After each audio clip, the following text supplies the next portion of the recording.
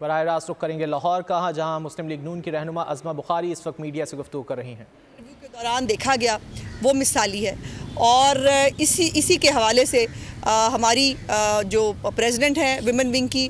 मोहतरमा नुज़रत सादिक साहिबा और पंजाब प्रेसिडेंट नौशीन इफ्तिखार साहिबा आपके सामने मौजूद हैं और वो आज के बोर्ड के हवाले से आपको ब्रीफिंग्स देंगी कि कितनी दरख्वास्तें थी और उन दरख्वास्तों के ऊपर इंटरव्यू का अमल जो है वो कैसे मुकम्मल किया गया। आइए नुज़रत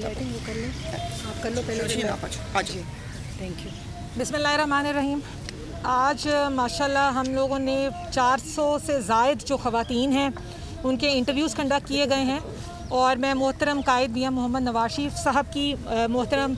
शहबाज शरीफ साहब की और मोहतरमा मरीम नवाज़ साहिबा की बहुत मशकूर हूँ कि जिन्होंने पर्सनल इंटरेस्ट लेकर, मेरे ख़्याल से फ़र्स्ट टाइम ऐसे हुआ है कि हर बंदे से उसका जो है एक छोटा सा ब्रीफ इंट्रोडक्शन लिया गया है और पार्टी खिदमात के बारे में जाना गया है।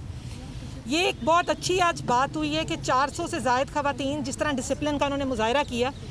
और हर बंदे को पता है कि इस दफ़ा जो पार्टी टिकट्स जो हैं रिज़र्व सीट्स की, ये उन ख़वातीन को अलॉट किए जाएंगे जिनका पार्टी के साथ एक ताल्लुक़ उसके कोई 2 दहाइयों से है। उसके बाद उनकी पार्टी परफॉर्मेंस, उनकी पार्टी ओहदों पे उन्होंने जो खिदमात पार्टी के लिए सर अंजाम दी हुई हैं, उन सब पे मुश्तमिल होगा। इसके अलावा आज की जो सबसे अच्छी बात मुझे लगी है वो ये है कि पार्टी में हाउसवाइफ्स के अलावा या वर्कर्स के अलावा जिन ख़वातीन ने, जिनका नंबर बहुत ज़्यादा था, उनमें एडवोकेट्स की एक बहुत बड़ी तादाद शामिल थी, डॉक्टर्स थी,